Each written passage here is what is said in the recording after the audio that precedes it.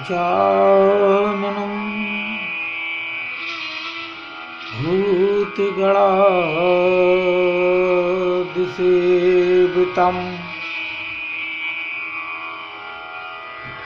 कपित्थजम्बूफलं चारुभक्षणम्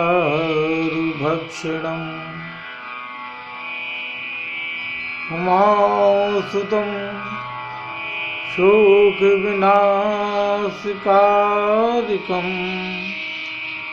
नमामि विघ्नेश्वर पादपङ्कजम्।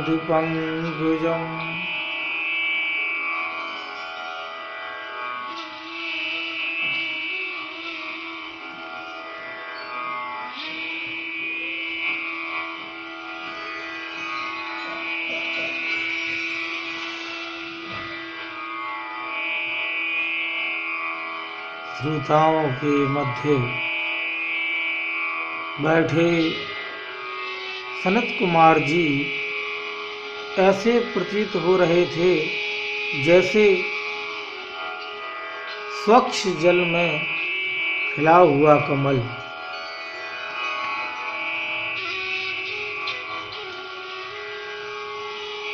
उनका मुखमंडल अपूर्व तेजस्विता से आलोकित हो रहा था। उनके सम्मुख बैठे नारद जी चुप रहने वाले ना थे। वे बोले, हे ऋषि श्रेष्ठ, श्रीमद् भागवत सप्ताह पारायण को यदि आप हमें सुनाए तो हम श्रोतागण पर आपकी महान कृपा होगी। तब सनत कुमार जी कुछ उच्च स्वर में बोले, जिससे कि दूर तक बैठे श्रोता भी सुन सके। हे देवर्षि, आपकी जिज्ञासा को हम अवश्य पूर्ण करेंगे, क्योंकि भगवत कथा सुनने में जितना आनंद आपको प्राप्त होगा उससे कहीं ज्यादा आनंद की प्राप्ति मुझे स्वयं होगी। आप सभी ध्यान लगाकर पूर्ण निष्ठा से कथा सुनिए। सप्ताह पारायण की कथा को भाद्रपद आश्विन कुंवार, कार्तिक, अगहन, आषाढ़ और श्रावण मास में सुनना अति उत्तम एवं फलदायी होता है। श्रोतागणों को निश्चित ही मोक्ष पद की प्राप्ति होती है, इसमें कोई संदेह नहीं है।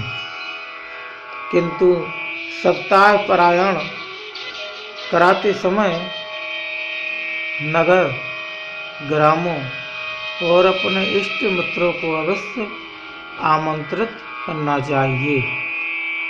जाति पाति का कोई भेदभाव नहीं करना चाहिए।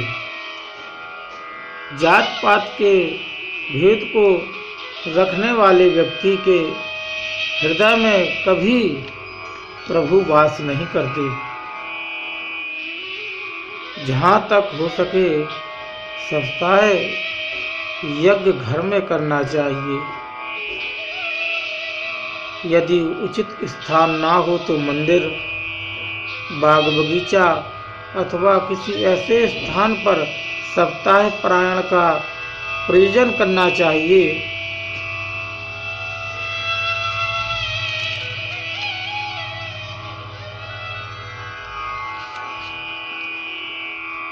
जहाँ पूर्ण रूप से स्वच्छता हो।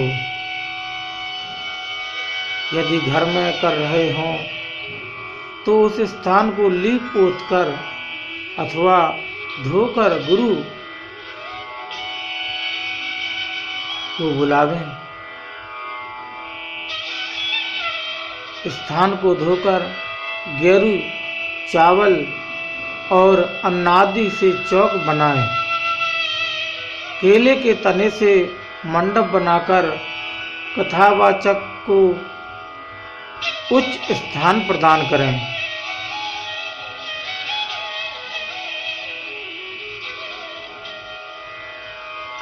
श्रोतागण को भी यथा योग्य आसन दें। कथा आरंभ होने से पूर्व ध्यान स्नान से पूर्ण रूपेण निवृत्त होकर आ जाएं और पूरी श्रद्धा एवं भक्ति से एकाग्रचित्त होकर कथा का श्रवण करें। कथा आरंभ होने से पूर्व विघ्न विनाशक विघ्नेश्वर श्री गणेश जी का पूजन करें, जिससे कि सप्ताह यज्ञ में किसी प्रकार की बाधा अथवा रुकावट न उत्पन्न हो। उसके बाद भक्त हितकारी श्री भागवत वासुदेव श्री कृष्ण जी की विधि विधान से पूजा होनी चाहिए। धूप दीप नैवेद्य गुलगुल और चंदन आदि से श्रीमद् भागवत की पूजा करने के पश्चात कथावाचक की पूजा करें, क्योंकि श्रीमद् भागवत रूपी अमृत रस की वर्षा वही करेंगे। इसलिए कथावाचक को अपनी सामर्थ्य के अनुसार वस्त्र आभूषण आदि प्रदान करें और फिर कथा सुनाने का निवेदन करें। जिस समय कथा आरंभ हो, श्रोता अपने मन को प्रभु के श्री चरणों में अर्पित कर दें। यथासंभव कथा सूर्योदय से पूर्व ही आरंभ हो जाए यदि उत्तम होता है। मध्याह्न के बाद 3 पहर बीत जाए तब 2 घड़ी के लिए कथा विश्राम की अवधि रखें।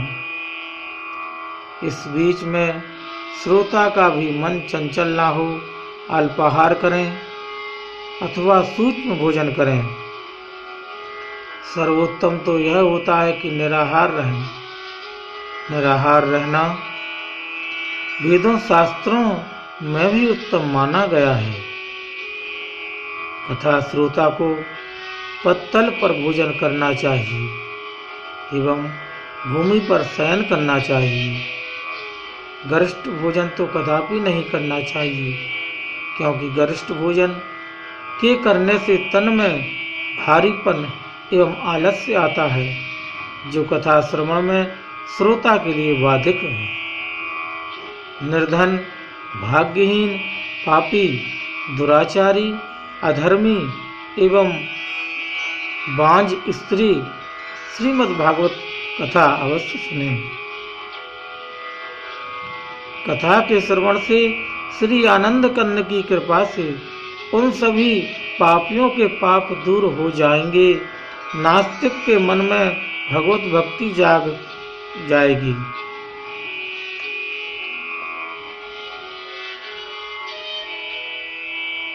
कथा की समाप्ति के पश्चात विधि पूर्वक उद्यापन करना चाहिए, किंतु भगवत भक्त यदि उद्यापन ना करें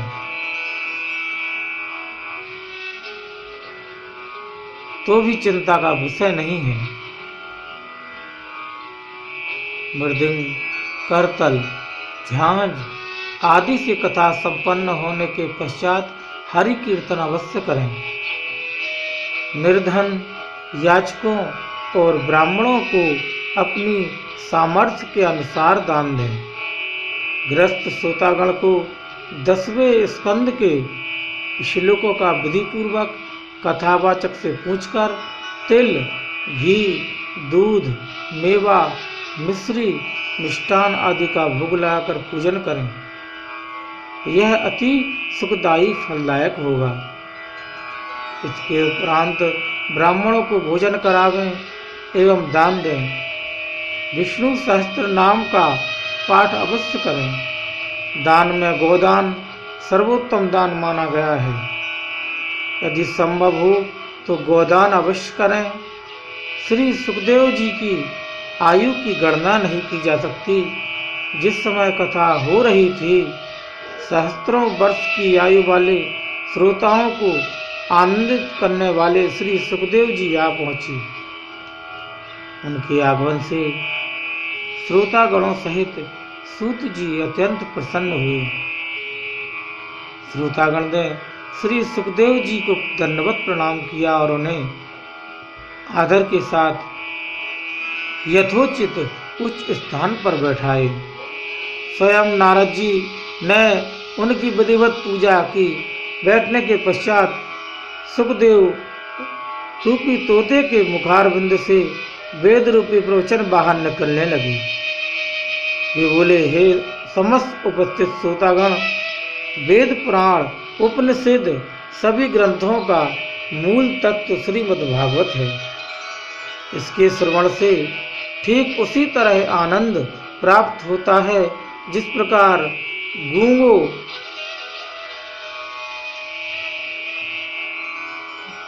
जो गूंगा मीठे फल को अंतरत ही भावे। कथा श्रवण से प्राप्त होने वाला तथ्य अवर्णनीय होता है, किंतु हर श्रोता उस आनंद का पूर्ण रूप से अनुभव करता है। और संस्कृत भाषा में एक कथन है, मूकम करोति वाचालम पंगु लंघयते गिरिम। इसका अर्थ है, श्रीमद् भागवत के श्रवण करने से श्रोता पर श्री मुरली मनोहर श्यामल तनधारी कृष्ण चंद्र जी की अति कृपा होती है। उनकी कृपा से गूंगा बोलने लगता है एवं लंगड़े में चलने फिरने की सामर्थ्य आ जाती है। श्री सुखदेव जी अपना प्रवचन कर ही रहे थे कि वासुदेव प्रभु अपने सखा अर्जुन एवं अन्य पार्षदों सहित स्वयं प्रकट हुए। श्री कृष्ण चंद्र जी को देखकर श्रोतागण भाव विह्वल हो गए। उनके आनंद की सीमा ना रही। उनकी विधिवत पूजा श्रोताओं ने की और उच्च आसन पर बैठाया और तन्मय होकर हरि कीर्तन करने लगे। नारद जी प्रभु के प्रेम में मगन होकर अपनी वीणा और करताल बजाने लगे। अन्य श्रोता मंजीरा मृदंग आदि बजाने लगे। उस कीर्तन से प्रसन्न होकर महादेव, शंकर, पार्वती और स्वयं सृष्टि के रचयिता ब्रह्मा जी भी आ गए। इंद्र और अन्य मुनीश्वरों ने जय घोष करते हुए उन पर स्वर्ग से पुष्प वर्षा की। इन सबके मध्य भक्ति, ज्ञान और वैराग्य अत्यंत कांतिमय रूप पाकर अति तेजस्वी होकर नृत्य करने लगी। इन सबसे प्रसन्न होकर श्री हरि अपने प्रिय भक्तों से बोले, हे भक्तजनों, मैं आप पर प्रसन्न हूँ। आप जिस प्रकार मेरी आराधना की है उससे प्रसन्न होकर वर देना चाहता हूँ। मांगो, क्या चाहते हो? सभी भक्तों ने मिलकर उच्च स्वर में जयघोष किया। बोलो आनंद कंद श्री कृष्ण चंद्र जी की जय। समूचा ब्रह्मांड जयघोष से गूंज उठा, क्योंकि भक्तों के साथ इंद्रदेव भी आए। बोले बाल कृष्ण लाल की जय। समूचा ब्रह्मांड जय घोष से गूंज उठा, क्योंकि भक्तों के साथ इंद्र आदि देव भी जय घोष में सम्मिलित हुए। इसके पश्चात सभी भक्त एक साथ बोले, हे भगवान, हमारी इच्छा यही है, जहाँ कहीं भी सप्ताह परायण हो वहाँ आपके चरण कमल अवश्य पहुँचे। तथास्तु कहकर भक्त हितकारी भागवतदेव भगवान अपने पार्षदों सहित गोलोक धाम को चले गए। प्रभु के प्रस्थान करने के पश्चात सुत जी ने कहा, हे भक्तों, कलयुग के 30 वर्ष बीत जाने के पश्चात भाद्रपद के शुक्ल पक्ष की नवमी को श्री सुखदेव जी महाराजा परीक्षित को यह कथा सुनाई। 100 वर्ष व्यतीत होने के पश्चात आषाढ़ शुक्ला नवमी को इस कथा को श्रवण से प्रेत योनि से धुंधकारी की मुक्ति मिली। तत्पश्चात कलयुग के 30 वर्ष और व्यतीत होने पर कार्तिक पक्ष की नवमी को सनकादिक जी महाराज ऋषि यह भागवत कथा देवर्षि नारद से कही थी, जिसे सुनकर नारद जी अपने को धन्य समझने लगे। बोलिए भागवत महापुराण की जय।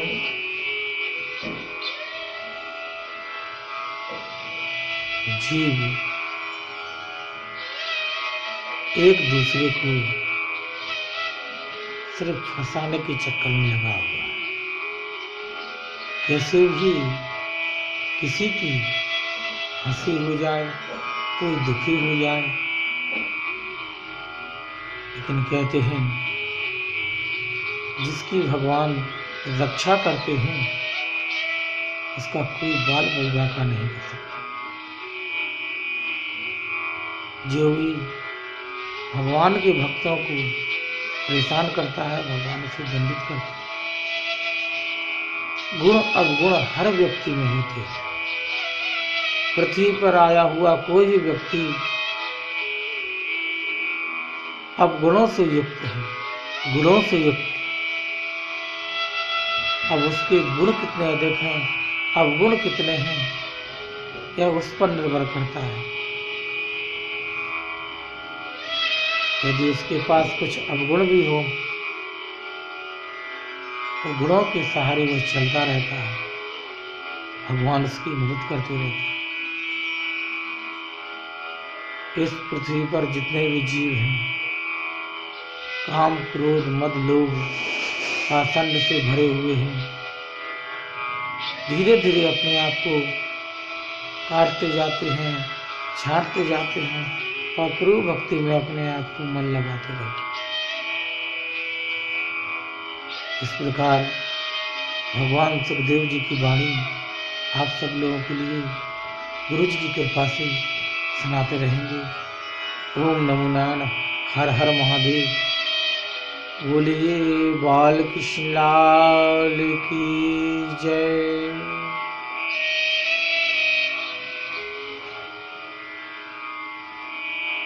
श्री कृष्ण गोविंद हरे मुरारी, हे नाथ नारायण वासुदेवा, एकमात्र स्वामी सखा हमार। हे नाथ नारायण वासुदेवा, हे नाथ नारायण वासुदेवा, हे नाथ नारायण वासुदेव। भगवत भक्ति भागवत जी के शरण में आता है, किसी न किसी प्रकार उसके कलेश दूर होते हैं। अंततः व्यक्ति इस धराधाम को त्याग कर वह भगवान के गोलोक धाम को जाता है। बोले बाल कृष्ण लाल की जय।